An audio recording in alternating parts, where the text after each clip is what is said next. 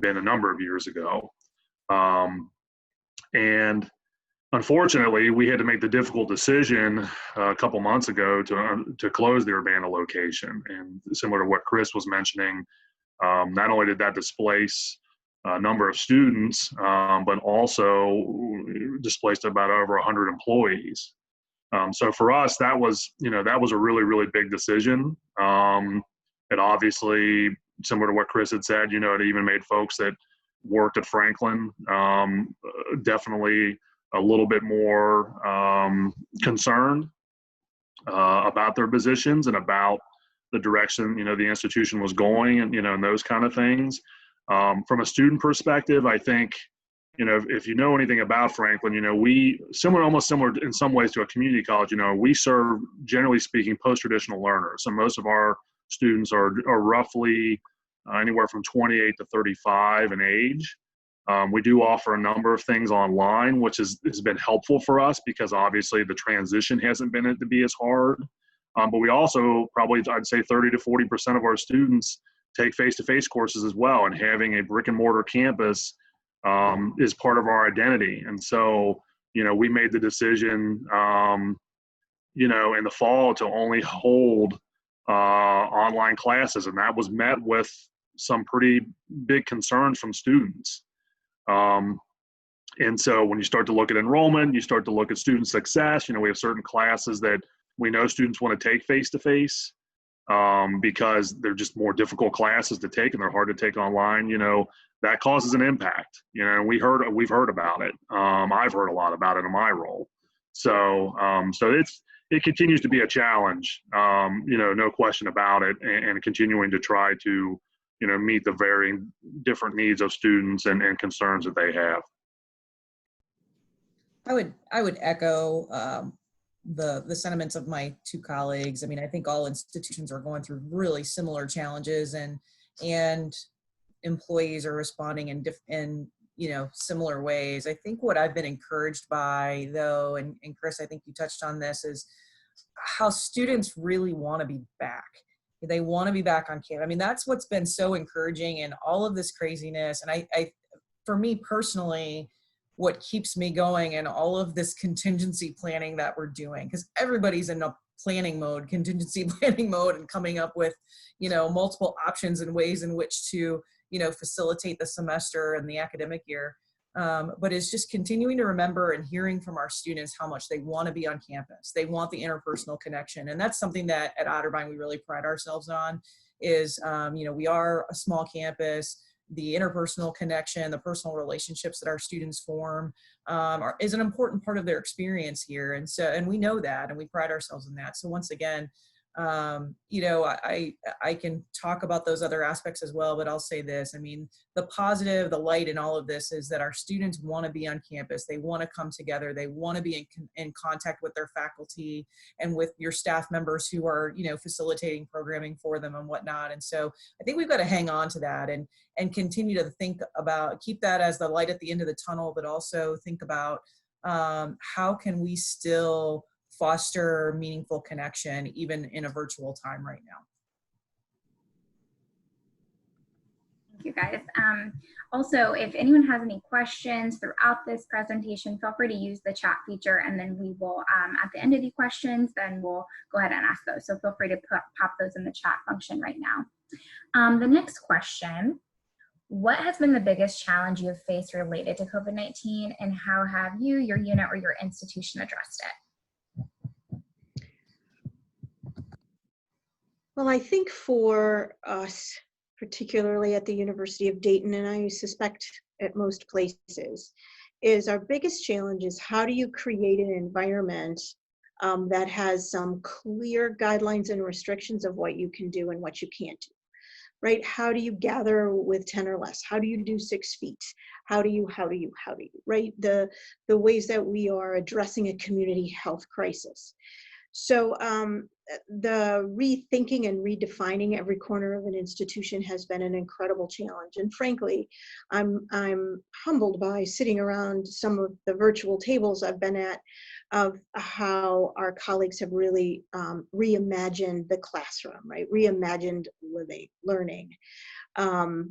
So I think that's been probably the biggest challenge. I think that the second part of that challenge goes with, we continually and consistently want to gravitate to the normal. So the challenge that students are facing or thinking, well, this is how we're going to get together anyway. So how do we continue to change that up, and why we continue to gravitate? We gravitate to the normal. And I think that the best way we can address it is to consistently and constantly challenge the notion that this is our new normal, right? Our old normal is not what we're working in, and we can't use that as the guidepost. Our old normal is not our guidepost. The new normal is what we've been told by the CDC. Whether you agree with it or not isn't the issue. If you want to be in presence in the academy in this way that we're configuring it, this will be the normal. We can't continue to gravitate to the old normal. I would agree. I truthfully, I think the biggest challenge has just been not knowing what's coming next. All of the uncontrollables, right? I mean, week by week, we all would acknowledge, I mean, we have new insight, new information, maybe be encouraged to manage, in a different direction than where we were before. Or it's, the information we're getting is impacting all of those contingency plans that I referenced earlier, and so you drop one of those plans and now you got to shift it and lead it, or guide it to a different direction. So I think it's been the uncontrollables. And I think that's affected, not to speak for my colleagues, but I guess I will for a little while, in terms of our teams of staff here on our campus. I mean, that impacts you mentally, because let's face it, you spend a lot of time, once again, trying to focus on, and I think Chris said it really well, what is not, you're spending a lot of time focusing on what's going to become your new normal. And, and then all of a sudden when you've got to shift on a dime and create something different and new and whatnot, again, that becomes really frustrating. So I think that's been the biggest challenge, but at the same time, the positive side of that is we've gotten pretty good at it. We're starting to figure out how to shift quickly and efficiently, and quickly assess what's not a priority and kind of gets dropped to the wayside. I'll share just a quick comment. Otterbein, right as campuses were beginning to close down for COVID, we actually were facing at the same time, we had a huge malware issue where our entire servers were knocked out for essentially 2 weeks. It was right at the end of our spring break. Our students were getting ready to come back on campus, and it hit on the Friday night prior to our students returning from spring break. And so we were in crisis mode working through that and how we were going to get our classrooms up and functioning and whatnot. And then 4 days later, the governor was essentially sending us home. And so, I give our campus and our team so much credit for working through, 2 major crises at one time. And then, as we've navigated through the spring and the summer, once again, we've just had to continually pivot. And we're getting pretty good at it. Yeah, I would say, kind of echoing Don's point, the one thing about higher ed folks, especially student affairs people, is, they're pretty dynamic, right? They can shift pretty quickly. They can get pretty creative. A lot of these folks live in an environment that, things change all the time. So that's beneficial for you, I think, as you work through something like this, because I think it's a little bit more difficult sometimes in some other arenas.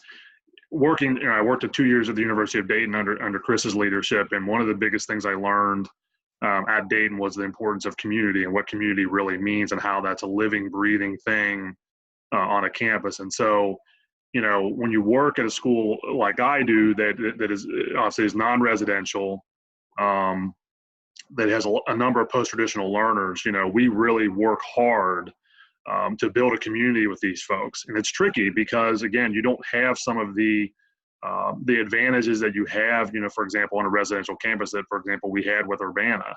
But I think we've over time, we figured out a way between our face-to-face offerings and our virtual things that we've been able to find a way to do that. However, when you lose a part of the equation, so when you potentially lose the face-to-face piece of that, it gets even more challenging because, inevitably, we have some strategies, some techniques about what we engage face-to-face and what we engage online and those kind of things. And that's all part of a broader mission. And so when you lose a part of that, then, that causes you to even have to work harder to figure out, okay, how do we compensate for the face-to-face things that we've lost? And I similar to my colleagues, I think you work through a lot of trial and error with that to see what's working and what's not. And I think really the main thing we've tried to do is just, be as transparent with our students as we can be, try to solicit their feedback as we can, and try to make those adjustments. But it's tough, it's when a part of our identity is, is lost, like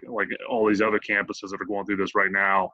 It's really difficult sometimes. And there's some things, I think, to what Dawn had said, there's some certain things that you just realize, you just can't deal with right at that moment. It's just not a huge priority, and you have to kind of put that on a list to tackle later. Even though you want to do everything right now, you just simply can't. You got to figure out what the priorities are and what the priorities of student success are. So, yeah. Great point. All right. What do you anticipate being the biggest change for fall semester for your unit or institution? And then what long-term impacts do you foresee? Yeah, for us, again, we've made the decision that we're only going to offer virtual classes in the fall. So back to what I was just saying earlier, while we are going to gradually kind of roll out face-to-face services starting, potentially in September, right after Labor Day, we aren't going to offer face-to-face classes, and that's going to be an issue. I mean, we have a number, for example, of active service member and veteran students that really need to take classes face-to-face. So that's going to be an issue with them. With our international students, we've all been paying attention to that as of late. Sounds like that's heading in a better direction now, but inevitably our international students rely a lot more on our face-to-face campus services, and probably a lot of our other students do for a lot of different reasons. So we're hoping that by being able to offer some services face-to-face, that will help mitigate that aspect somewhat. However, again, to what I said earlier, not offering any classes face-to-face is going to be a challenge, because inevitably we're going to have students that we're going to really hear from saying, look, I told you that I was going to struggle in this class having to take it virtually. You're not allowing me to take it face-to-face. So, what can you help me with? And so that's going to be a challenge. I know a lot of our academic advisors have already had to start to deal with some of those things early on, trying to help students figure out what's the best route for them to go. Can they put a class off until the next term, or, is there a way they can take it at a partner of ours, or whatever the case may be. So I think we're starting to sense kind of some of the stress from students about not offering any of these face-to-face classes in the fall. And I think we're going to continue to, feel that stress, as we move through the fall. So. I worry, I think one of our biggest challenges that we're still trying to figure out is student engagement, really, and how to make that meaningful, and outside of the classroom. The classroom we know is already going to look different. We're offering a variety of options, both in person, virtual, hybrid of both. So I worry about our student activities, organizations, athletics, all of those other, activities that we really believe, complement a student's experience while they're here on our campus. And especially for our freshmen, who are walking into this brand new, and they're looking forward to building relationships, and we want them to connect broadly. And, now that means I've got to sit 6 feet away from somebody with a mask, and, and think about the space that's available in the room, and whatnot. And so it's obviously it's going to look different than what it has in the past. So I worry about meaningful engagement and how we go about doing that. And I'm really blessed to have a very great team of directors around me that are, you know, thinking about that too. And to the latter part of Leah's question, you know, to that student engagement comment that I just made, you know, one of the things that we've done this year at Otterbein, knowing that obviously we were all virtual in the spring and our students were, you know, still craving that engagement though, or that connection with us even through the summer, is we actually made a point as a student affairs team to directly connect with every undergraduate student, every returning undergraduate student. They get a personal email from a member of our team. There's a bit of a newsletter component to it, but there's also the opportunity for our team member to say, hey, Dawn, I just wanted to reach out, see how you're doing. And we've gotten some nice feedback from that, from our students, just really appreciative that not only are we sharing information with them, but that we made it personal and that we're reaching out. And once again, that's really back to Otterbein's belief in that interpersonal connection and the strength of that. But that's a process in and of itself that we didn't do prior to living in this COVID era. But we might continue now, you know, I mean, we've kind of talked about it as a group and have said, gosh, why didn't we do this before? This makes a lot of sense. You know, we should be checking up on them in the summertime and, you know, letting them know we're still here. We're excited to have them back. I mean, that's a good message to send. They can't read our minds. So I think that's a concern that we have, a way in which we've tried to remedy maybe one component of it. But, you know, in the end, it's probably a process that'll stay with us too. Chris and Donna, I mean, are absolutely spot on, right? The changes around student engagement is probably our biggest, will be the biggest change. And how students relate to each other will be impacted by this, and how they relate to us, how do they relate to each other, continues down that path to how they're going to relate to the institution and how we help them relate to each other. Right, so clearly developmental issues will be impacted by this. And we can't forget we're walking into fall semester with a pandemic, with students being able to understand how all of this is going to work, from social distancing to wearing a face mask, why we engage in the political process of an election. So I do see lots of long-term impacts of how students are going to relate to each other. How do we communicate with each other? This has been a really eye-opening experience, I think, for us in general, right? As a community and as a world, of how, you know, our patients are already a little short.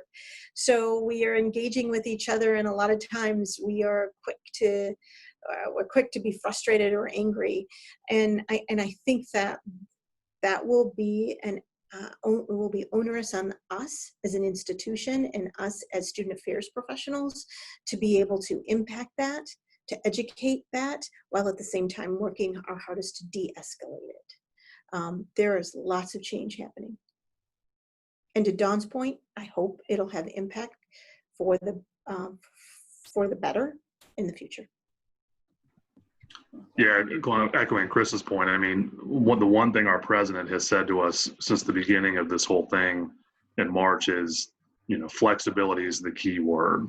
You know, that's what he constantly says over and over again. And I think, you know, we always try to be flexible with students, but obviously, you know, when we were in a normal state of affairs, at least prior to all this, you know, I think certainly there were maybe certain things we wouldn't think through as much as we do now, you know, in terms of just options and ways we can accommodate students. And so, to Don's point, I think one of the positive things that has come out of this for us is it's really allowed us to look at a lot of our student-facing policies and procedures and say, okay, this is the way we've always done this. Certainly we have a rationale for doing it a certain way. However, maybe it's time that we really need to even take a deeper look at some of this to figure out, is there a way we can better meet students, you know, in terms of what they need. So that's the tough part is through all this chaos, you know, is trying to find the nuggets of positive things that you can identify that will carry you forward even beyond, you know, this pandemic, that'll make your campus a stronger and more vibrant place. So I think that's a really good point. This is the last question I have. That's like a pre question, so then we can open it up to others. What kind of support or resources have you utilized or created for yourself, staff, students? Any of the above.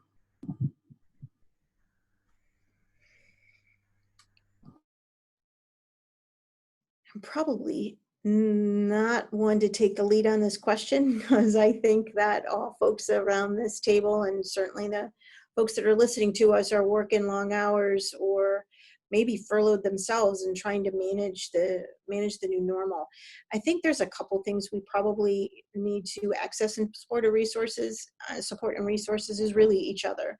My colleagues have been tremendous, right? They're the ones that have said, have you taken a vacation?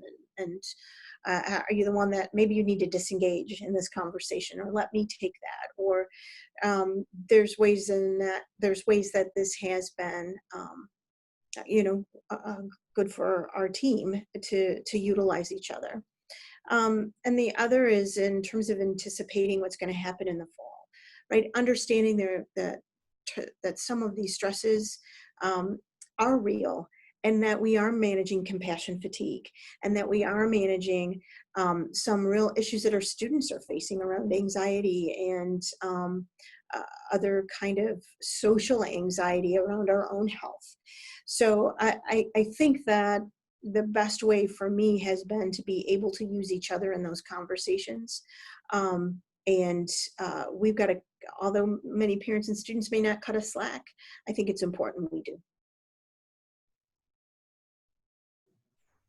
Yeah, I would echo what Chris just shared. I think the biggest resource has been the teamwork, the camaraderie of our division, and and even beyond. I mean, even outside of our own institution, our networks, and I hear my team talk about this too. The support that their networks provide.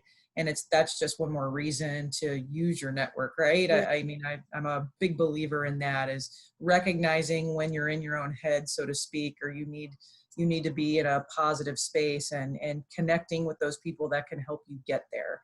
But I think the biggest resource has been each other.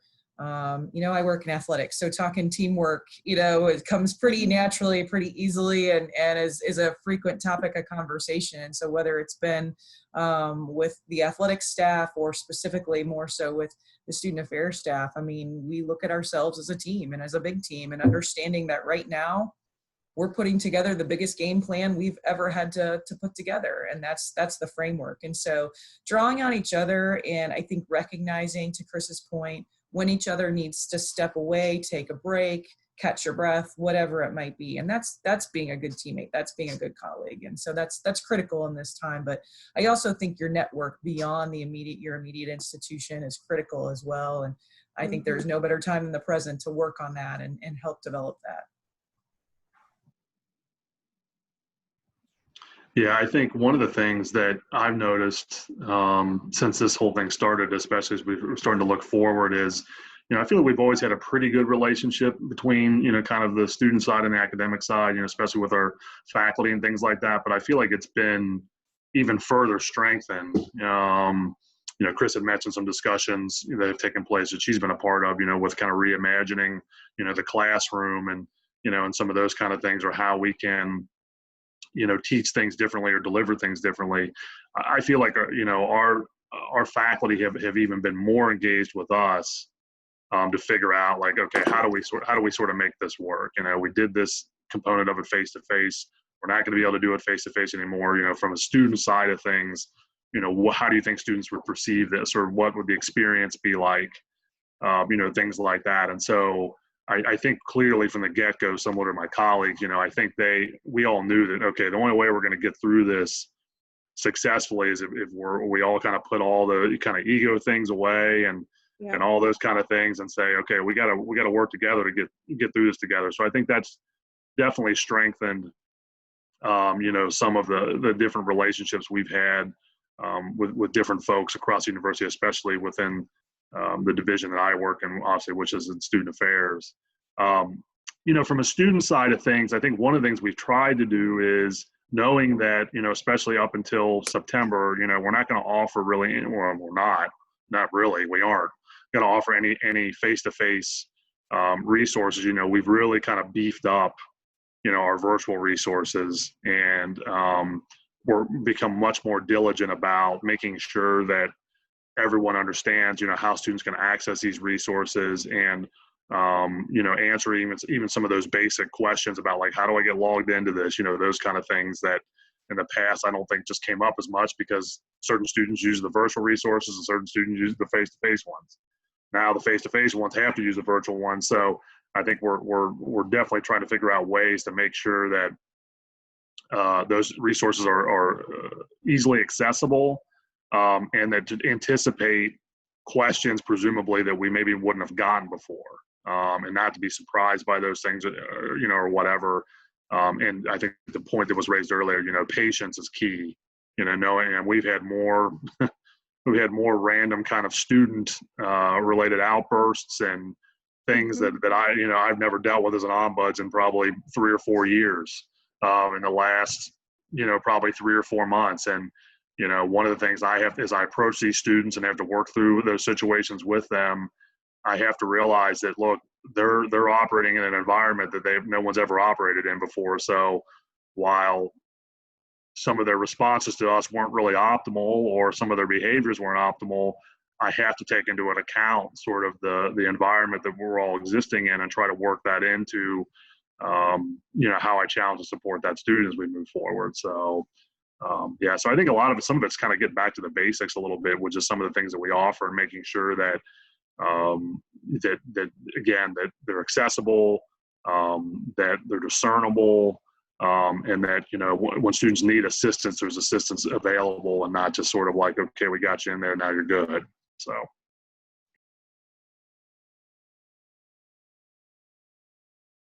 All right, thank you. I'm going to open it up now to our guests as well. So if anyone has any questions and want to throw them in the chat, we can ask our panel here. As we're doing that, I thought of one. So what is something, and you all kind of touched on it a little bit, but I'll ask it again. What's something positive that you have seen come out of this? I'll jump in. And I think I referenced this a little bit earlier. I think we've had to get innovative. We've had to get creative with how we're trying to connect with our students, how we're trying to connect with each other. And there's been some really good things that have come from that there again, we've asked ourselves the question, why haven't we done this before? Why didn't we do this? And I think in a lot of ways our hands were forced, certainly, to become virtual and, do meetings this way and panels this way and, things like that. So I think there are things that we're doing now, once again, to serve our students and connect with each other that will probably continue, just because now we're more familiar with it, and it's becoming part of our daily life. And I think also there might be that, stepping away from specific ideas or processes that we've implemented, but just the concept of, wow, we were forced to think outside of the box. Maybe we should do that a little bit more often. How can we challenge ourselves and each other to do that? What a healthy process that is. I think we, especially in student affairs, are constantly encouraging our students to step outside of their comfort zones and try things new. And it's funny just how we're all creatures of habit, and we get comfortable. So I think just that mindset, but also some of the specific ways in which we've served our students and processes that we've started to implement, I think will continue. And I think that's a good thing.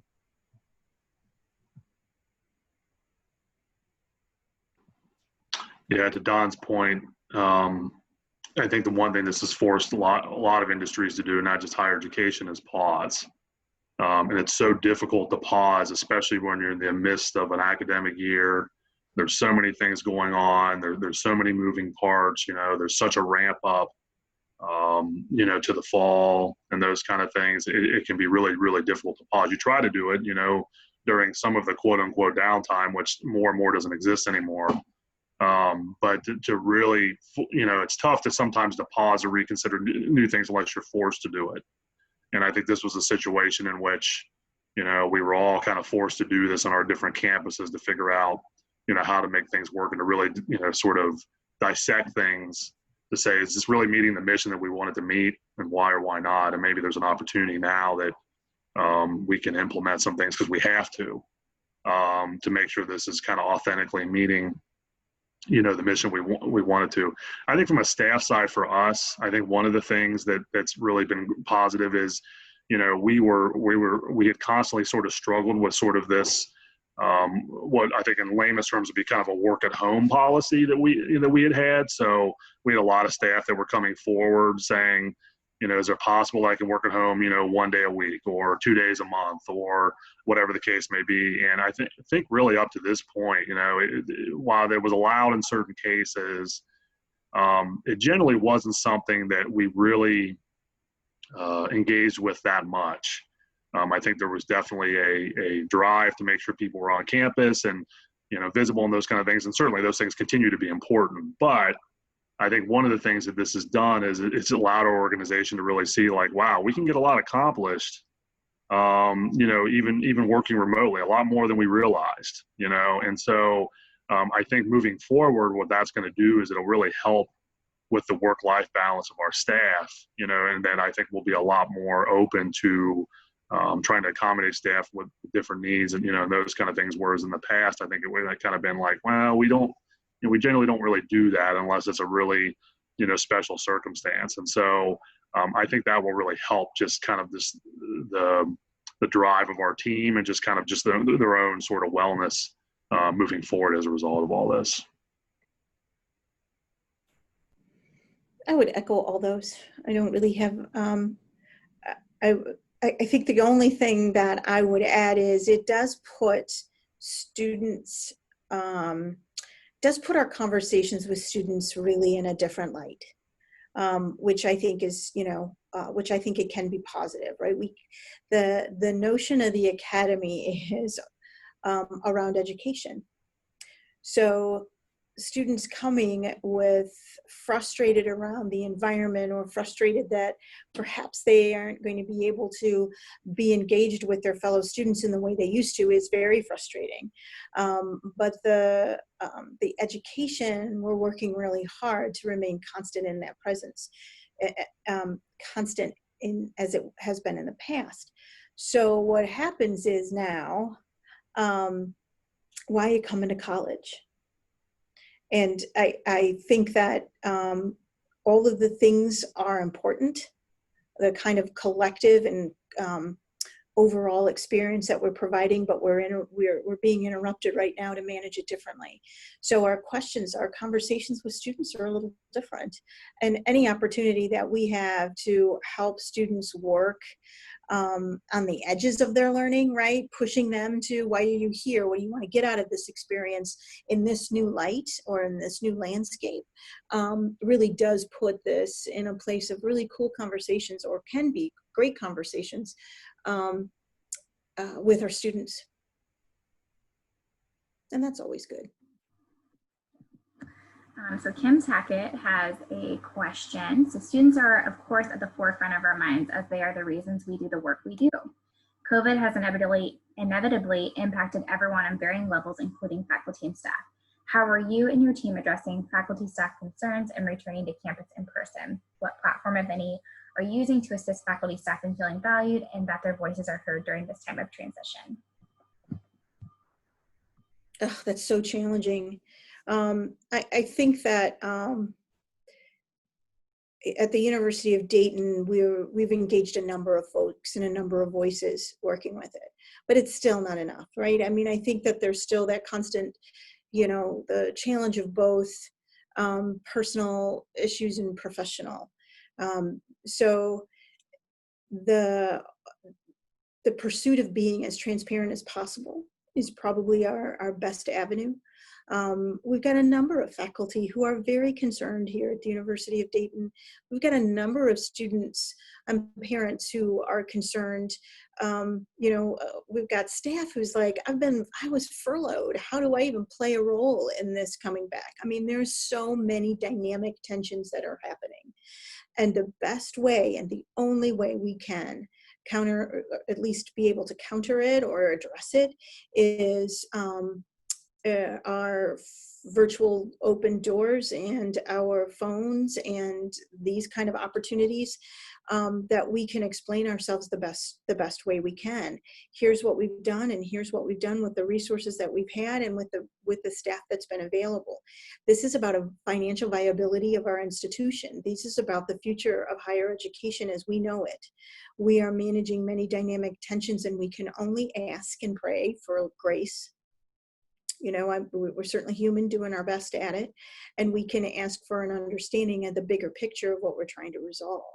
We cannot make everybody happy, but what we can do is be as clear as we can, because our goal is our students at the forefront, our students' education, and the future of the institution. And it's still not enough.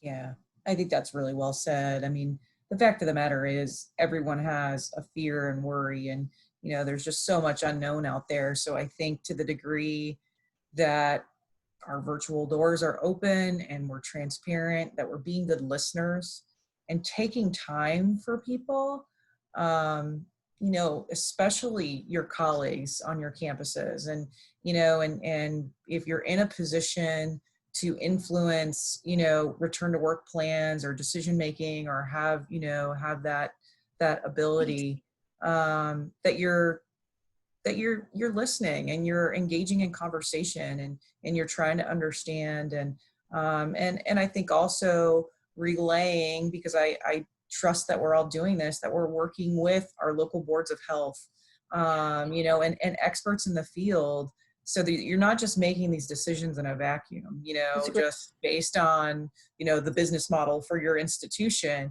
that it's really, that you really are working within a structure of community and public health. You know, I think that's important, you know, and in terms of, you know, faculty and staff feeling valued, and just, once again, trying to provide that opportunity to listen to, I would say that we've really just tried to employ a lot of different strategies, whether it's creating an email platform where somebody can send in a question, or we were even talking about creating a phone hotline, I mean, for the same kind of purpose. And we're a small campus. But then, you know, obviously encouraging the supervisor role, you know, in working with their direct reports, and sharing information, and the responsibility of that's of, you know, grave responsibility too, so. Thank you. So Julie Humble-Courtney had another question. How do you balance transparency with students, faculty, and staff as the landscape is so dynamic and constantly changing? Repeat that one more time. How do you balance transparency with students, faculty, and staff as the landscape is so dynamic and constantly changing? Another tough one. You know, it's gotta, it has to come from multiple places and multiple times, right? It has to come from the president. It's important for it to come from the president of the Graduate Schools Association, from our Student Government Association. There has to be consistent messaging that happens in multiple places from multiple voices throughout the organization. So if that is, you know, I can't even, I've lost count of our committees, right?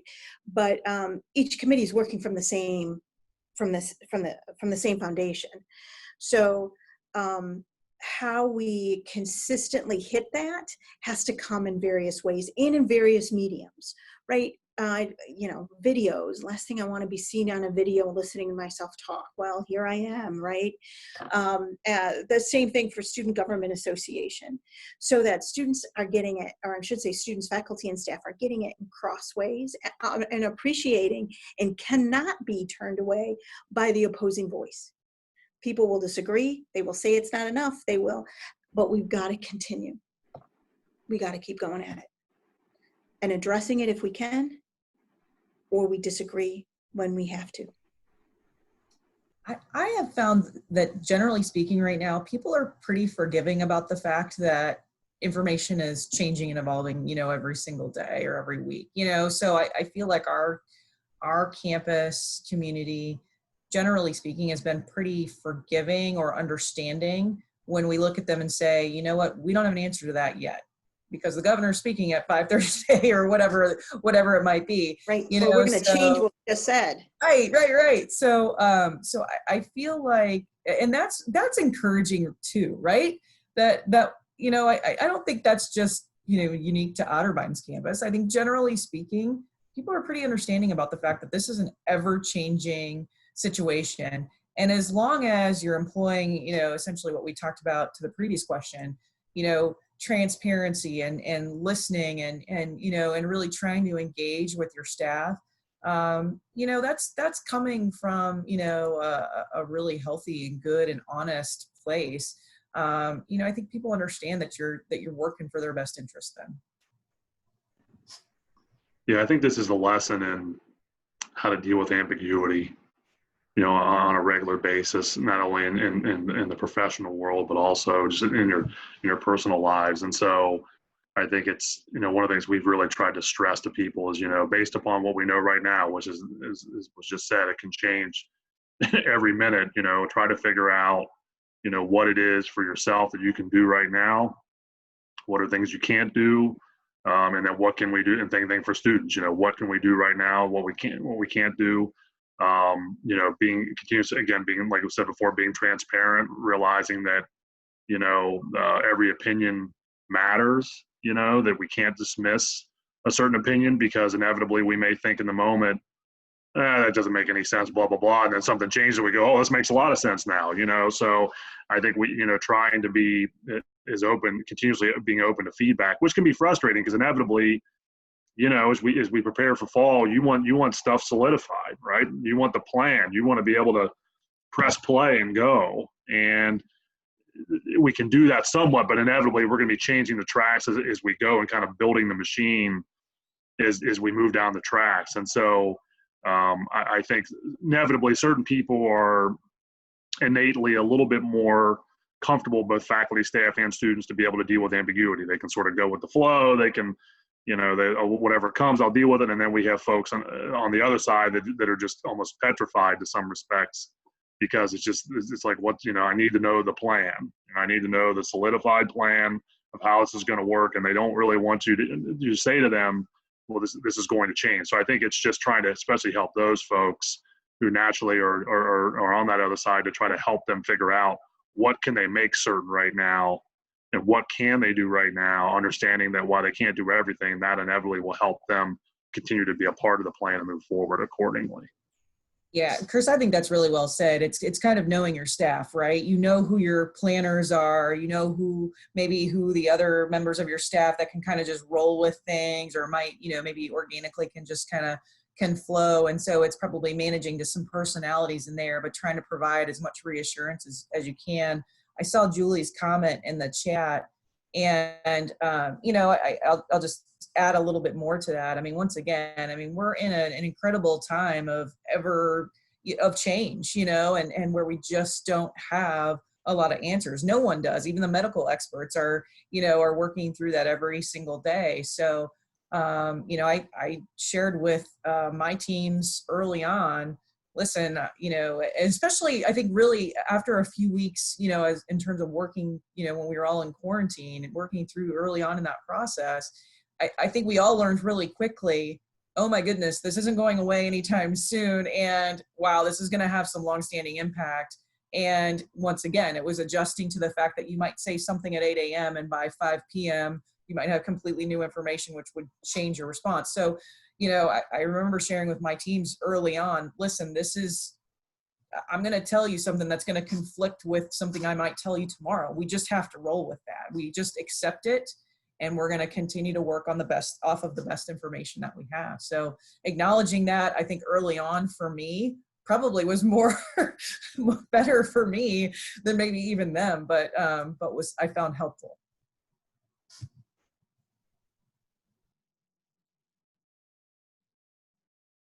All right, so I don't really see any other questions left. So I'll just ask if you guys have any parting words, pieces of advice, anything like that to wrap up our call today. You know, I think it's important that understanding in this COVID landscape, right, is around managing a pandemic, and a community health issue. The university is not right now, there's lots of ways we are and we can be, but this is not a political initiative for us, nor is this trying to advance any agenda. And we're kind of in this, environment that's really, ramped up, and it's very, can be real hot and escalated. It is really our role, I believe, as professionals who are managing the out-of-classroom experience.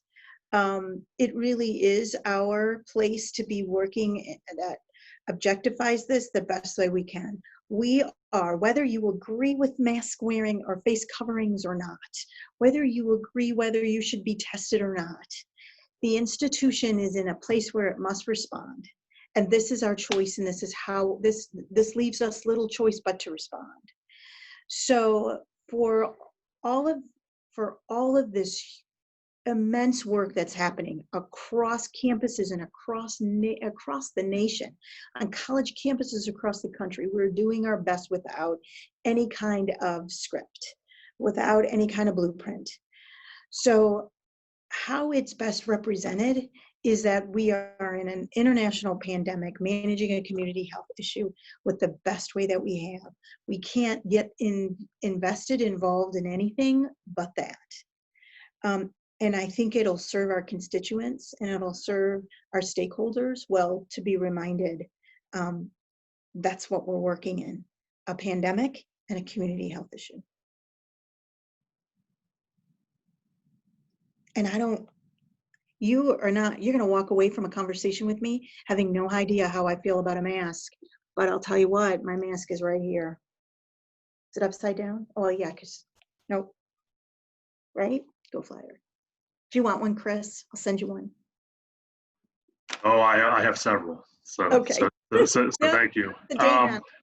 Yeah, I feel like the biggest thing, and it sounds a little cliche, but I think there's even more meaning to it now than ever before. Don't forget why we're doing what we're doing, right? The central focus has to continue to be students. Faculty and staff are also a big focus as well, right? Because we need all these folks in order to be able to do what we want to do. And so, their concerns are absolutely important. But I think the reality is, and we've already learned this somewhat through some different things we've worked with, is, students are going to feed off of us.